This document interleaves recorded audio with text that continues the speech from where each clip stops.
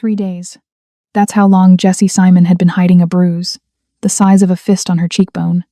3 days since her father, the man who once carried her on his shoulders, had struck her in a moment of drunken shame. But makeup only works until someone looks too close.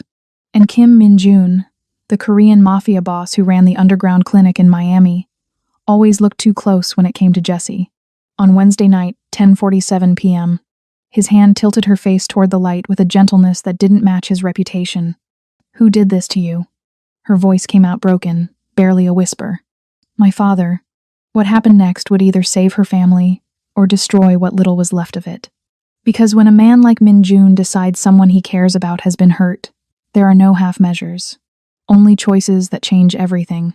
Min-jun didn't move. His hand stayed gentle under her chin, but his eyes, those dark, calculating eyes, went cold in a way that made the air in the room shift. "Your father," he repeated, and it wasn't a question. Jessie tried to pull away, tried to slip back into the professional mask she'd worn for 8 months in this clinic. "It's fine. He didn't mean to." "Stop. One word, quiet, final. Don't protect someone who hurt you." And just like that, the dam broke. Not dramatically. Jessie Simon had never been dramatic. But 2 years of carrying everything, of pretending she was strong enough, of working herself into the ground while her family fell apart around her. It all came pouring out in that fluorescent-lit room that smelled like antiseptic and secrets. Min-jun guided her to the chair in the corner, crouched in front of her in his expensive suit, and waited. He was good at waiting, good at reading people.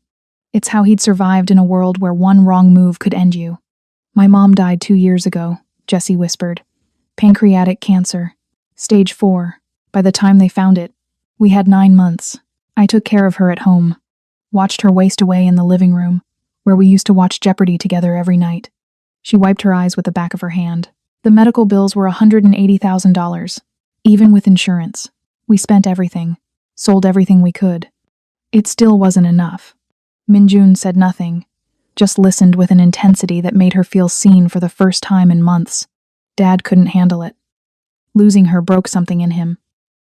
He started drinking, gambling, DraftKings, whatever he could find. Lost his job. I picked up extra shifts at Tampa General. Started working here for the cash, because we were going to lose the house. Our house, where I grew up, where Mom died. Her voice cracked. "My brother Charles is still at UF because that's what Mom wanted. Someone in our family getting their degree, living a normal life. So I work 60 hours a week, and send him money and pretend everything's fine." She touched the bruise on her cheek, winced. 3 nights ago, Dad came to my room drunk. Wanted to lecture me about working too much, about how I'm going to end up like Mom, working myself to death. I told him he lost the right to have opinions about my life, when I became the only one keeping us afloat. A tear slid down her face. He hit me, just once. Then he stood there looking at his hand like he didn't recognize it. I heard him crying in the hallway, but I locked my door and pretended it never happened. Because if I acknowledged it, then I'd have to deal with it. And I don't have the energy to deal with one more thing. She looked up at Min-jun, exhausted and ashamed, and so tired. "I've been covering it with makeup for 3 days. Going to work, smiling, acting normal, because that's what I do. I'm good at pretending everything's fine." Min-jun stood slowly, pulled out his phone. "You're done for tonight. Go home. Rest." "Min-jun, I need this job." "You'll still have it Monday." His voice was gentle but left no room for argument. "But right now, you need to go home." What Jessie didn't know was that Min-jun had already made a decision. 1 phone call. That's all it would take. Wednesday night, after Jessie left the clinic, Min-jun made a decision. 1 phone call. That's all it would take. He called his investigator, a woman named Rebecca, who used to work for the FBI, before she decided private consulting paid better and asked fewer questions. "Everything on Julius Simon," he said. Respectfully. "I don't want dirt. I want the truth. I need it by Friday." By Friday afternoon, the file landed on his desk at his construction company office in Coral Gables. Min-jun read it over coffee from his Nespresso machine, the one luxury he allowed himself during work hours. Julius Simon, 58 years old, former construction foreman, solid work history until 2 years ago. Then everything collapsed like a house with a cracked foundation. $47,000 in debt. Online poker. Credit cards maxed out at nearly 30% interest. a local bookie named Tommy who operated out of a bar in Tampa. The house, the Simon family home, was 3 months behind on the mortgage. Another 2 months, and the bank would foreclose. But then Minjun saw something that made him pause. 3 weeks ago, Julius had started attending AA meetings at St. Michael's Church, Tampa. Tuesday and Thursday nights, 7 p.m. sharp. He'd been going consistently. 19 days sober before Wednesday night. And then Rebecca had found the journal. Julius kept it in his truck, a beat-up phone 50 he'd had since before Linda got sick. Spiral-bound notebook from CVS, the kind you buy when you're trying to piece your life back together, 1 page at a time. Rebecca had photographed several entries. Minjun read them twice. Day 1, 1 week sober. Told my sponsor what I did. He said I need to tell Jessie I'm trying. How do I tell her when I've already broken her trust? Day 7, 2 weeks. I watch Jessie leave for work every morning at 5:30 a.m. She thinks I'm passed out drunk. Doesn't know I'm sober. Doesn't know I'm trying. Day 14. Tomorrow I'm going to tell her everything. The meetings, the sobriety, the debt. I'm going to ask for help. I'm terrified she'll say no. Day 19. I hit Jessie tonight. Hit my daughter. Linda would never forgive me. God help me. I will never forgive myself. Day 20. I relapsed. Bought a bottle. Drank it all. Went to her room to apologize and hit her instead. I am my father. I am the thing I swore I'd never become. Minjun closed the file and sat in silence, looking out at the Miami skyline. Julius Simon wasn't a monster. He was a father drowning in grief, trying to save himself, and failing because he was doing it alone. Minjun understood that better than most people would guess. On Saturday afternoon, he called Jessie and asked her to meet him at the clinic. When she arrived, he was already there, sitting at the small desk with photocopies of the journal pages spread out in front of him. "What is this?" she asked. "Sit." She sat. He slid the pages across to her without explanation. Jessie picked up the first page, started reading. Her hands began to shake halfway through the second page. "Where did you get these?" "Your father keeps a journal in his truck. These are from the last 3 weeks." She read all of them, every word. When she finished, she just sat there, staring at her father's handwriting, his confessions, his desperate attempts at recovery that she'd known nothing about. "He was trying," she whispered. "He's been going to AA for 3 weeks, and I didn't know. We've been living in the same house, and I had no idea he was trying to get better." The tears came then, and Minjun moved around the desk to crouch beside her chair. She turned into him, sobbing into his shoulder while he held her steady. "We've been drowning separately," she gasped between tears. "In the same house. Both of us trying to survive, and neither of us asking for help." Minjun let her cry until she had nothing left. Then he said the words that would change everything. "Sunday morning. You, your brother Charles, and your father. One honest conversation. At your dining table." She pulled back, looked at him with red-rimmed eyes. "What are you talking about? I'm going to help you, help your family. But first, you all need to tell each other the truth. No more hiding, no more pretending. Minjun, we can't afford. I'll handle the money. That's not what I'm asking. I'm asking if you're willing to sit down with your father and your brother and have the hardest conversation of your life." Jessie sat with that for a long moment. Then, slowly, she nodded. "Okay. Call Charles. Tell him to come home." That night, Jessie sat in her childhood bedroom and called her brother. He answered on the third ring, music playing in the background. College life, normal life. The life she'd sacrificed everything to give him. "Hey Jess, what's up?" She took a breath. "I need you to come home Sunday morning." The music stopped. "Is Dad okay?" "It's about Dad. And about all of us. Please, Charles. I need you here." There was a pause. Then, "Okay, I'll leave Saturday night. Thank you." She hung up and looked around her room. The same room she'd slept in as a child. The same view of the backyard where her mother used to garden. The same house that had become a prison of grief and secrets. Tomorrow, everything would change. Before we see what happens when this broken family finally tells each other the truth, kindly like this video and hit that subscribe button, because what comes next will either save them or destroy what's left. And you won't want to miss a single moment. Sunday morning came too fast and too slow at the same time. Jessie woke at 6, made coffee in the old Mr. Coffee machine that had been her mother's, and waited. She heard Charles's car pull up at 8:30. Her brother looked tired, older somehow, like the drive from Gainesville had aged him. They didn't hug, just nodded at each other in the kitchen while the coffee brewed. By 10 a.m., they were sitting at the dining table, the same table where they used to eat Sunday dinner as a family, where Linda would serve pot roast and ask about everyone's week, where life had been normal once. Now there were only 3 of them, and her mother's empty chair sat at the end like a ghost. Julius looked sober, clear-eyed, terrified. Charles looked confused, his University of Florida hoodie wrinkled from the drive. And Jessie looked exhausted in a way that went deeper than lack of sleep. "Okay," Charles said finally, glancing between them. "What's going on? You sounded serious on the phone." Jessie turned her face toward the window light. The bruise had faded to yellow-green, but it was still visible, still there. Charles's eyes widened. "Jess, what happened to your face?" She looked directly at their father. "Dad did this." The air left the room. Julius closed his eyes, his hands flat on the table like he was trying to hold himself together. "I did. 3 nights ago. I was drunk and I hit my daughter and there's no excuse for it." Charles stood up so fast his chair scraped against the floor. "You hit her?" "Sit down, Charles," Jessie said quietly. "There's more." She pulled the photocopied journal pages from the folder beside her and spread them across the table like evidence. "He's also been going to AA for 3 weeks, 19 days sober before he relapsed. He keeps a journal. These are pages from it." Charles picked up a page, started reading. His expression shifted from anger to confusion to something that looked like grief. "You were trying?" Charles's voice cracked. "You've been trying to get sober and you didn't tell us?" Julius's hands were shaking. "I lost myself when your mother died. I watched her waste away and I couldn't save her, and when she was gone I didn't know how to be a person anymore. I became your burden instead of your father." "Dad," Jessie started. "No, let me finish." Julius looked at both of them, tears streaming down his face. "I gambled, because it was the only time I felt anything besides grief. I drank because it was easier than facing what I'd become.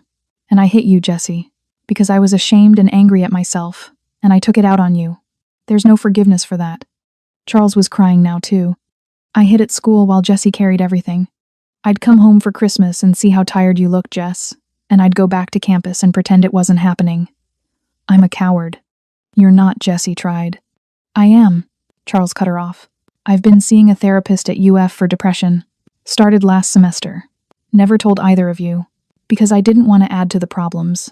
So I just stayed away and let you drown, while I pretended to have a normal college life." Jessie's turn. She took a breath. "I've been working for a criminal organization. The clinic in Miami, it's run by the Korean Mafia. I treat gunshot wounds and knife injuries, and ask no questions for $150 cash per shift because we needed the money.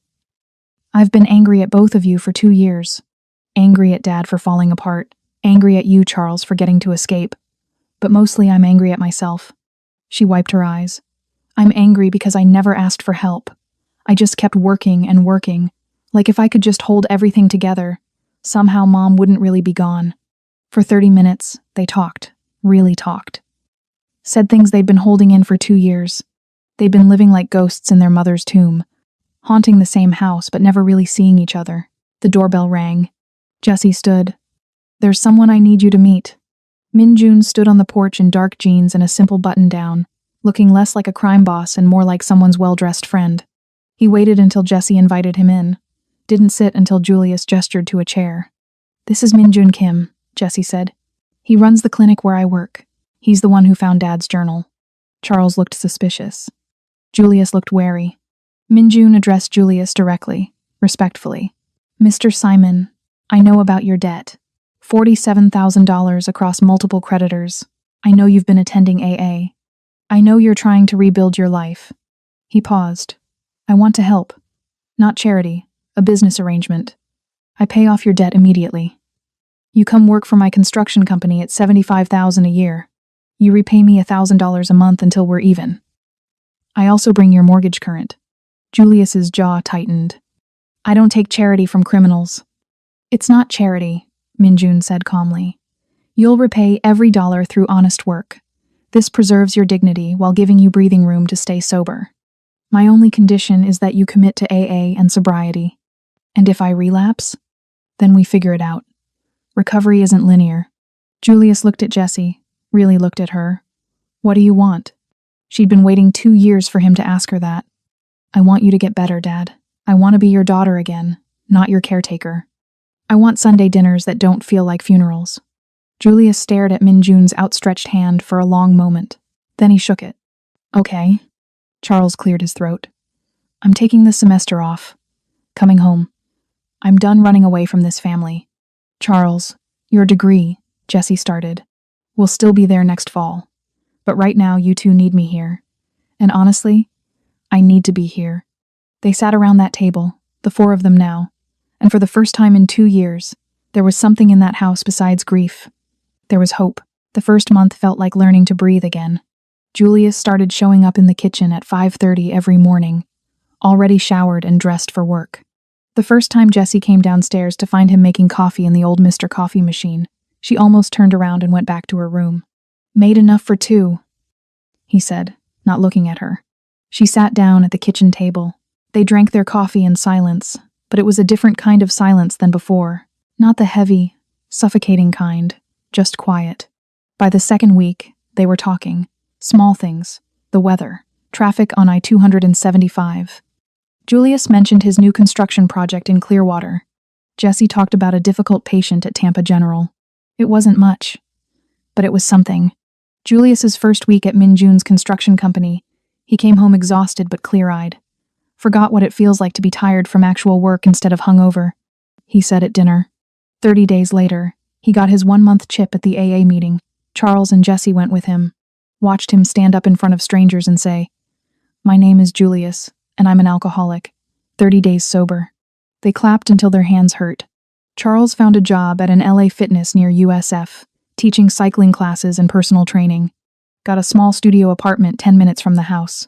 Close enough to help, he told Jessie. Far enough that we don't drive each other crazy.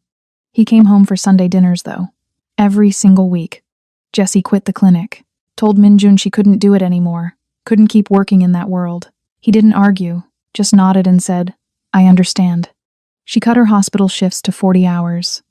Started running again in the mornings, through the neighborhood where she'd grown up. Her body remembered what it felt like to move without exhaustion weighing her down.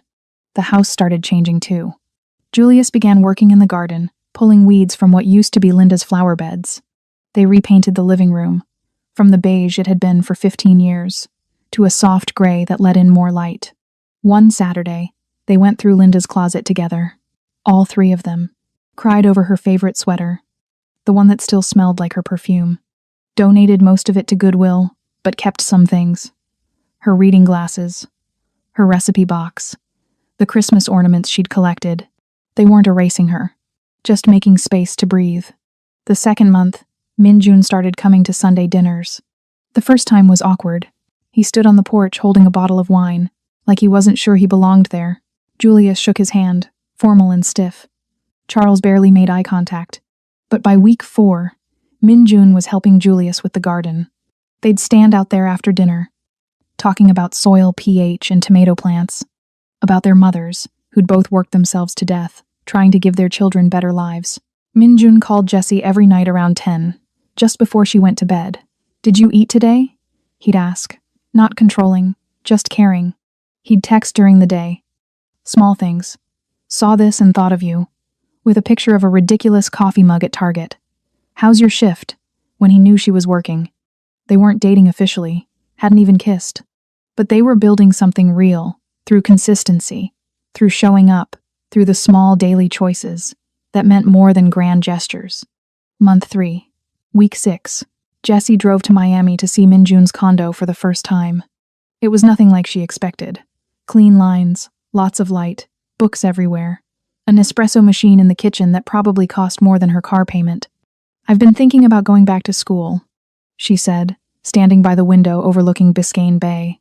"Nurse practitioner program, but I put it on hold when Mom got sick, and then everything else happened." Minjun moved to stand beside her. "Apply." "I can't afford." "Apply," he said again. "I'll cover the costs. Investment in your future, not charity. You pay me back when you're making no problem money if you want, or don't. Either way, apply." She turned to look at him, really look at him. This man who'd helped her family without asking for anything in return, who called every night, just to make sure she'd eaten. Who was offering her a future when she'd forgotten she was allowed to have one? Why? She whispered. Because you deserve choices, Jesse. You deserve to decide what your life looks like. That's when she kissed him. Gentle at first, months of restrained wanting finally released. His hands came up to cup her face, careful of where the bruise had been, even though it was long healed. When they pulled apart, he showed her the second bedroom. When you're ready for your own space, you deserve choices. 3 months to the day after that Sunday morning at the dining table, Jessie stood in her mother's kitchen, making pot roast. Linda's recipe, the one from the stained index card in the recipe box. She looked out the window and saw Julius and Minjun in the garden, laughing about something. Charles was setting the table, folding napkins the way their mother used to. The tears came without warning. Not grief this time. Hope. Minjun came inside, saw her crying, immediately concerned. What's wrong? Nothing's wrong, she managed. Everything is finally okay. That evening, on the back porch after dinner, she said it. I'm falling in love with you. Minjun smiled, soft and real. I fell months ago. She moved into the condo the following week. Got accepted to FIU's nurse practitioner program. Julius hit 90 days sober and celebrated with the whole family at his AA meeting. Everything looked like it was going to be okay. That's when Minjun's phone rang. Unknown number. He almost didn't answer, but something made him. A male voice, calm, professional. We have Charles Simon. The world stopped. Happiness in Minjun's world was always borrowed, always temporary. Because what comes next will test whether this family is truly healed or just pretending. Minjun was in a contractor meeting at his Coral Gables office when his phone rang. Wednesday, just after noon. He almost sent it to voicemail. Quarterly budget reviews weren't the time for interruptions, but the number showed as unknown. Something in his gut told him to answer. We have Charles, the voice said. Calm. Professional. David Watts, his lieutenant. Gym parking lot. 11:47 this morning. He's unharmed. For now. Minjun's hand tightened on the phone. Around him, 3 contractors kept talking about material costs and timelines. He stood, walked out of the conference room. What do you want? You step down. Transfer operations to me. Walk away clean, and the kid lives. David paused. Refuse, and we send him back in pieces. You have 24 hours. Let me talk to him. A moment of silence. Then Charles's voice, shaky and scared. Minjun, don't. The line cut off. Minjun stood in the hallway outside his office, staring at his reflection in the window. He'd known this day might come. Known that caring about people in his world made them targets. He just hadn't expected it to hurt like this.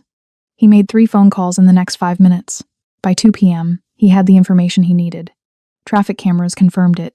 Charles had been taken from the LA Fitness parking lot at 11:47 a.m., thrown into a white cargo van. 3 men, professional and fast.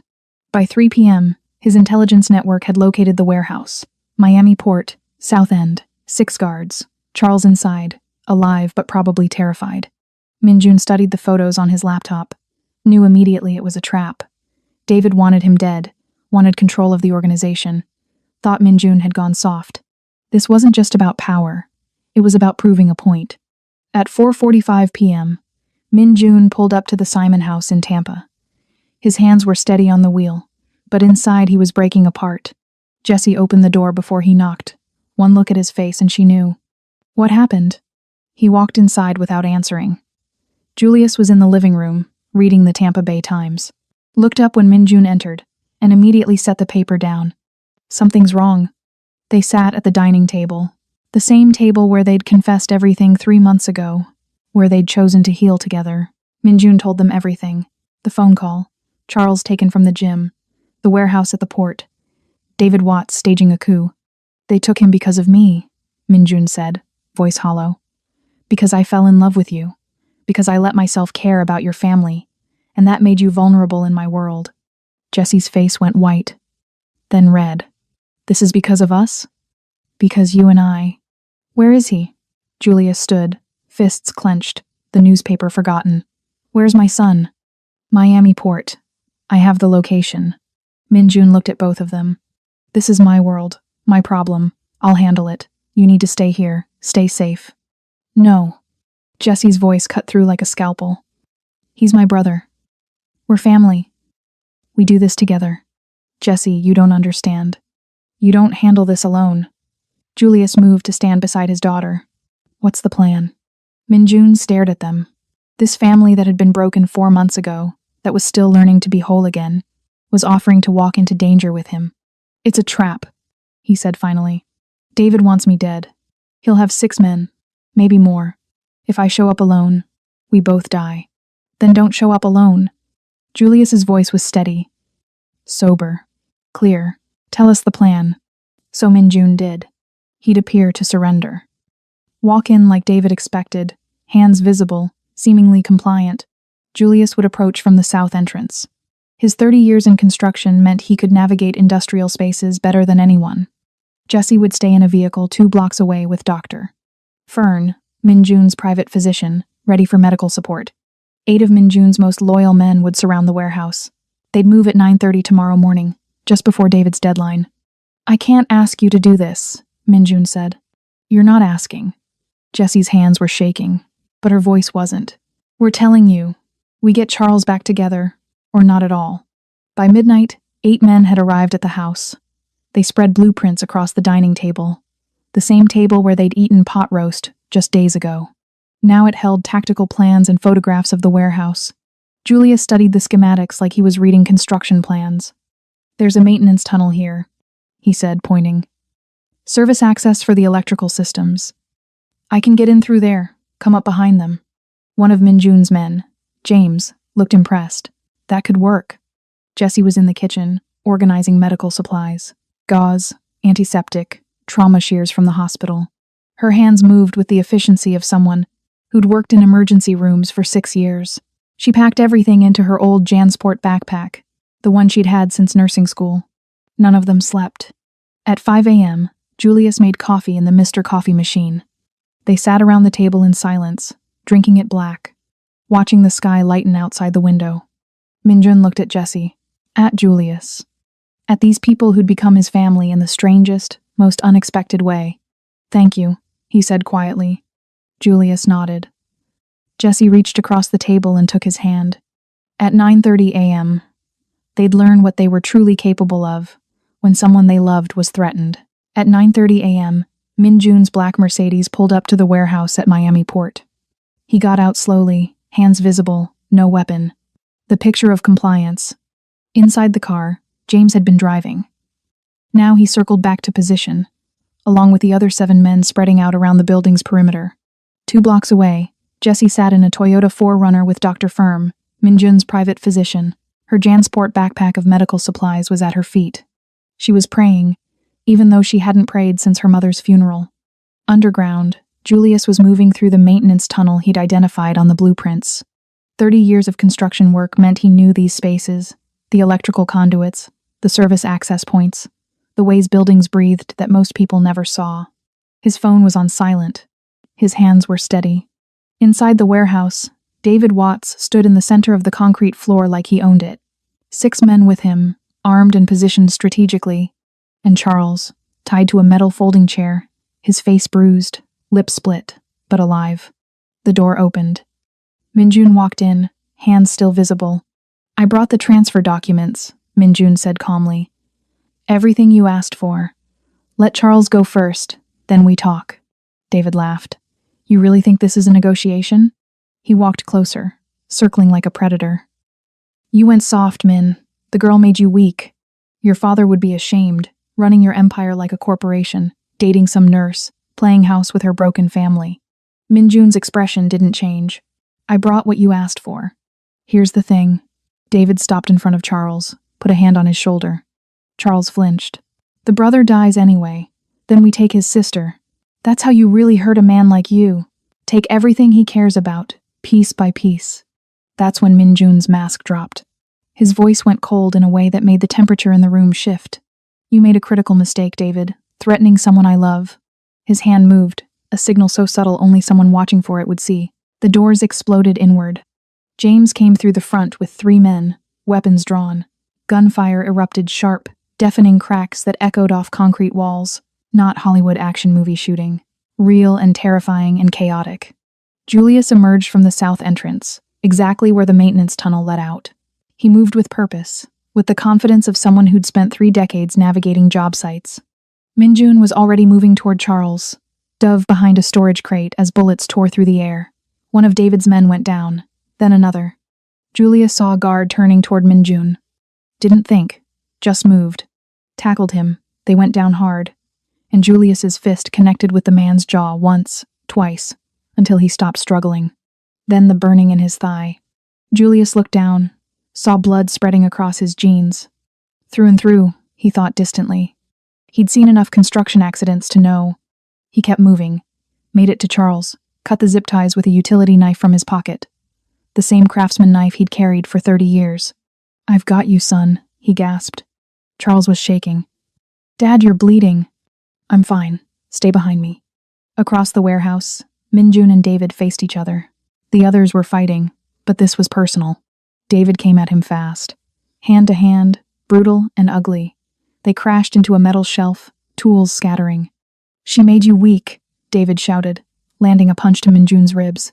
Minjun blocked the next hit, countered with one of his own. "No." His voice was deadly calm. "She made me something worth protecting."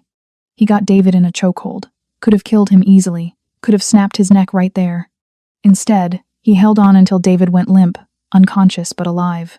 Mercy he was choosing because Jesse had taught him that strength didn't always mean violence. At 9:46, they emerged from the warehouse.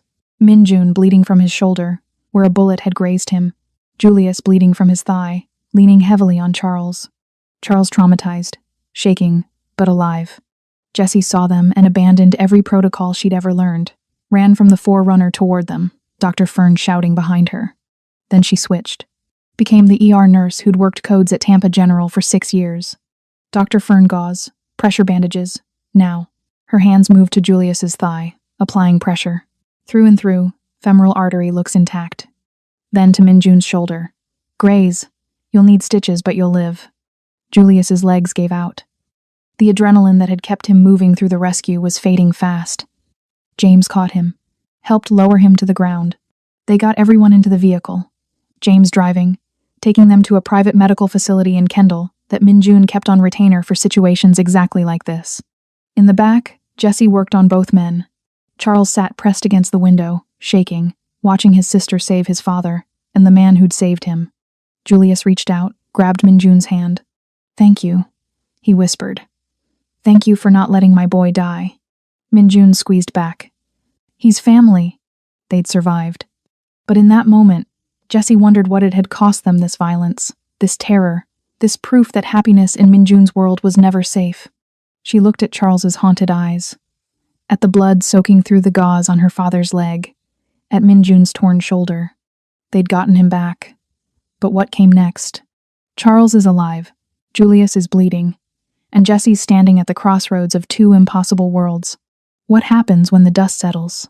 Drop your thoughts in the comments, and if you're feeling this story, kindly like and subscribe to join the community. That night, they were all back at the Simon house in Tampa. Julius on the couch, leg elevated on pillows from Bed Bath & Beyond that Jesse had bought years ago.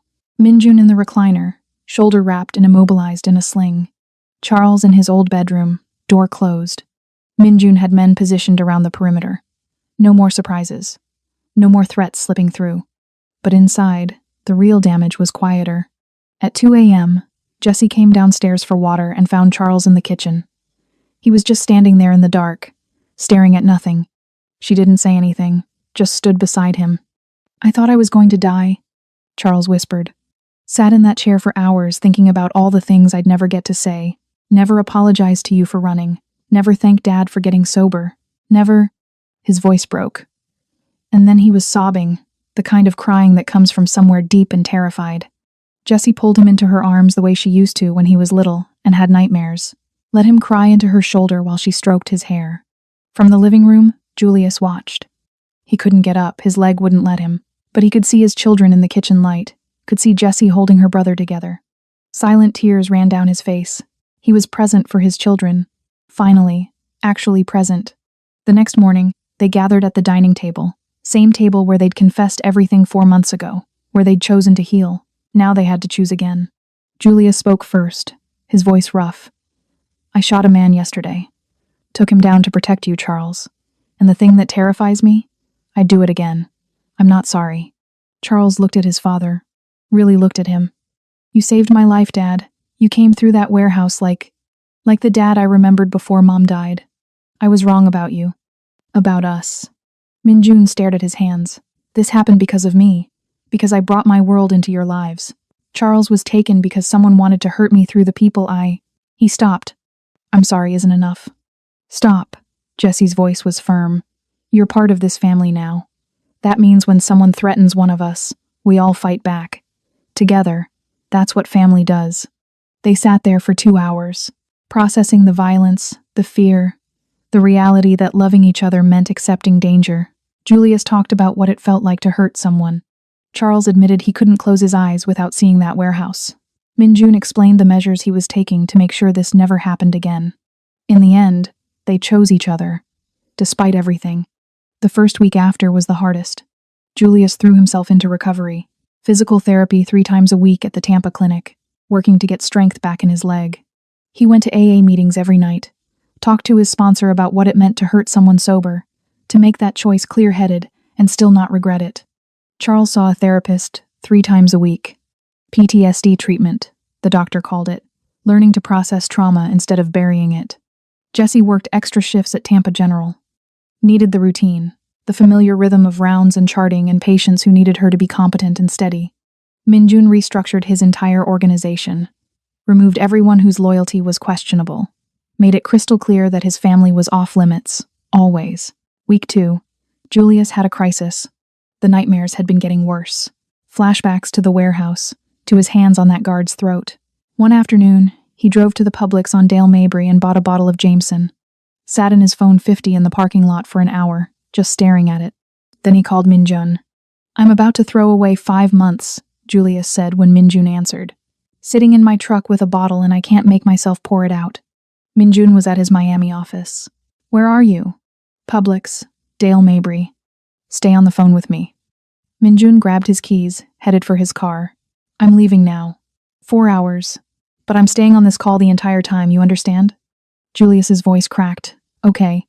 So Minjun drove north on I-75. Hands-free call connected the whole way. He didn't lecture, didn't give advice, just talked. About his own mother, who'd worked herself to death. About the times he'd wanted to fall back into his father's brutal way of running things because it felt easier than trying to be better. You think my sobriety from my old life has been easy. Minjun said somewhere around Fort Myers. I've made choices that keep me up at night, but I'm still choosing to be better. That's what recovery is choosing, every day. By the time Minjun pulled into the Publix parking lot, the sun was setting. Julius was still sitting there, bottle still unopened. Minjun got in the truck. You want to throw away 5 months because the world got complicated? He asked quietly. I hurt someone. I'm not sorry about it. What kind of man does that make me? The kind who protects his son. The kind who shows up when it matters. Julius looked at the bottle. Then he got out of the truck, walked to the garbage can at the edge of the parking lot, and poured the whiskey out. All of it. They drove to the AA meeting at Street Michael's together. That week, Julius got his 5-month chip. Jesse, Charles, and Minjun were all there, clapping until their hands hurt. Week 3, Charles made a decision. He was going back to UF to finish his degree. Not running away this time, choosing his future. He'd come home every other weekend. Sunday dinners were non-negotiable. I need to finish what I started, he told them at dinner. But I'm not disappearing. You're stuck with me. 1 month after the warehouse, Jesse and Minjun were alone in the Miami condo. She'd been quiet all evening, and he knew her well enough now to recognize when she was working up to something. What did you really do to David Watts? She asked. Minjun could have lied, could have deflected. Instead, he was honest. Korea. He's working in a factory I own there. Manual labor. He'll never leave, but he's alive, contained. He paused. I showed him mercy because of you. Because you've been teaching me that strength doesn't always mean violence. Jessie sat with that information. This man she loved had the power to make people disappear, to end lives, to operate in a world she'd never fully understand. Thank you, she said quietly, for not killing him. They'd survived the crisis, chosen recovery over fear, chosen each other despite the cost. But there was still one piece of healing left, one conversation they hadn't had. It was time to talk to Linda, Sunday morning in October. 6 months after the bruise. 4 months after the warehouse. The air had that Florida autumn quality, still warm, but gentler somehow. Less oppressive. Jessie stood in the kitchen of the Tampa house, pouring coffee from the Mr. Coffee machine into travel mugs. Charles came downstairs first, home from UF for the weekend. Then Julius, moving easier now that his leg had healed. Finally Minjun, who'd driven up from Miami the night before. Nobody said much. They all knew where they were going. It had been 2 years since Linda's funeral. 2 years since any of them had visited her grave together. They'd been too broken, too scattered, too busy surviving to go back. But today felt different. Today, they were ready. The cemetery was 20 minutes away, Garden of Peace Memorial Park off of Hillsborough. Linda had picked it herself during those last months, when she was still well enough to make decisions. She'd liked that it had oak trees, and that you could hear birds. They parked, and walked together across the grass. Julius carried something wrapped in a tarp. Wouldn't tell them what it was. Linda's grave was under one of those oak trees she'd wanted. Simple granite headstone. Linda Marie Simon, beloved wife and mother, 1968 to 2024. All 4 of them stood there, and the weight of her absence was both crushing and comforting. She was gone. But they were here. Together. Julius kneeled first. Touched her name carved into the stone. "I'm sorry I fell apart when you died," he said, voice rough. "I'm sorry I failed our kids. You told me to take care of them, and instead I became another person they had to take care of. I drank. I gambled. I hit our daughter." He wiped his eyes. "But I'm trying now, Linda. 6 months sober, working at a good job, present for the kids in ways I haven't been since you got sick. I took a bullet for our son. Got to be his father when it mattered most." He paused. "I'm the man you married again. Or I'm trying to be. Every single day." Charles knelt beside his father, put a hand on his shoulder. "I'm sorry I ran, Mom," Charles said. "I hid at school because watching you guys fall apart after you died was too painful. Easier to pretend I had a normal life than deal with the fact that our family was broken." His voice cracked. "But I'm home now. Not full-time, but present. And Dad," he looked at Julius. "Dad saved me. Came through that warehouse exactly like you always said he would. You married the right man, Mom. You always knew that, even when the rest of us forgot." Jessie couldn't kneel, she'd start crying and never stop. So she just stood there, arms wrapped around herself. "I miss you every day," she whispered. "Miss calling you after hard shifts to complain about difficult patients. Miss your pot roast with the carrots cut too big, because you never had the patience for proper dicing. Miss your terrible jokes that only Dad laughed at." She wiped her face with the back of her hand. "I've been drowning for 2 years, Mom. Working 2 jobs, carrying Dad and Charles, trying to keep our house, our family, everything you built. I almost lost myself completely." Jessie looked at Minjun, standing a respectful distance back. She reached for his hand, pulled him forward. "This is Minjun," she said. "He's Korean. He's older than me, and his world is complicated in ways you would have worried about. But he takes care of me the way Dad took care of you. He sees me, not just what I can do for people, but me, the person underneath all the responsibility." She smiled through tears. "I'm going back to school, getting my no-problem certification, the thing I put on hold when you got sick, and I'm letting people help me instead of carrying everything alone. You always told me I was allowed to be human, not just useful. I'm finally learning what you meant." Minjun stepped forward, respectful and humble in a way Jessie had never seen him in his business world. "Mrs. Simon," he said quietly, "I love your daughter. I know my world is dangerous. Your husband got shot because of me. Your son was kidnapped because someone wanted to hurt me. I can never apologize enough for bringing that into their lives." He paused, choosing his words carefully. "But I promise I'll protect your family. I'll take care of Jessie not by controlling her or making decisions for her, but by standing beside her while she builds the life she wants. I'll support Julius and Charles. I'll show up for Sunday dinners and garden work and all the small, ordinary moments that make family real." His voice dropped lower. "I know I'm not what you would have chosen for your daughter, but I'll spend my life proving I'm worthy of her anyway." Julius stood, put his hand on Minjun's shoulder. "Linda would have loved you, son," he said firmly. "She always said the best men are the ones who show up, even when it's hard. You've shown up for all of us. Your family now." Then Julius unwrapped the tarp. Inside was a wooden bench he'd built himself in his small apartment, His first woodworking project since before Linda got sick. Simple, sturdy, beautiful. He and Minjun positioned it near the headstone. There was a small brass plaque on the back. The Simon family. Together always. They sat together on that bench, talked to Linda like she was still with them, telling her about their lives, not haunting anymore, blessing. That evening, they gathered at the Tampa house for Sunday dinner. Their sacred tradition. Jessie made pot roast using Linda's recipe. She'd finally perfected it, the carrots cut too big, just like her mother used to do. Before they ate, Julius said grace. Something he hadn't done since Linda died. Thank you for this food, for this family, for second chances we didn't deserve but got anyway, he said, holding Jessie's hand on one side, Charles's on the other. Thank you for bringing us back together. Linda, we love you. We'll keep going forward, but we'll never forget you. There was laughter around that table. Warmth. Charles told a story about a ridiculous professor at UF. Julius talked about his new role as regional manager, promotion he'd earned, not been given. Minjun listened, smiled, fit perfectly into their chaos.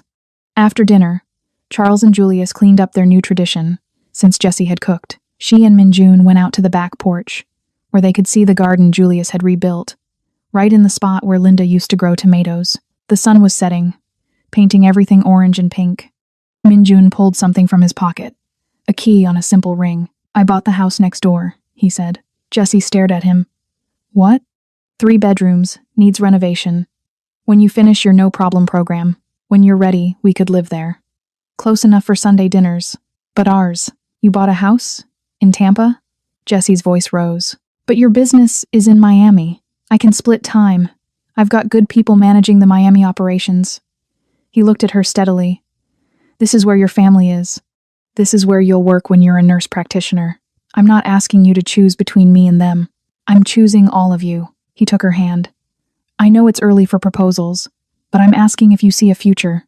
Here, with me, with this complicated, beautiful, broken, and healing family we've built. Because I do. I see Sunday dinners and arguments and garden work and growing old together. I see everything, Jessie. She was crying now, the good kind of crying. I see it too, and it terrifies me, because I've never wanted something this much. But yes to the future. Yes to the house. Yes to building this life together. Yes to all of it.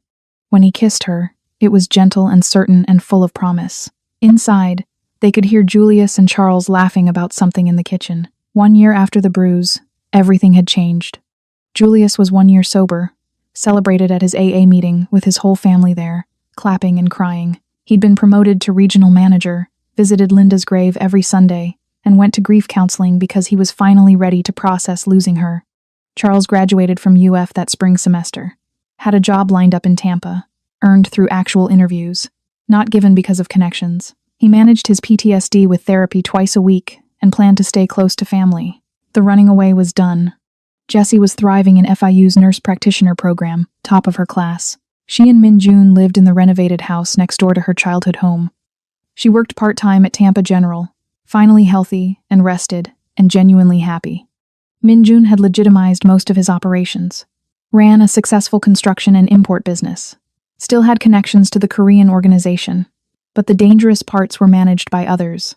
He'd learned to garden with Julius, was teaching Charles about business, and was deeply, completely in love with Jessie. Spring came to Tampa with its usual warmth.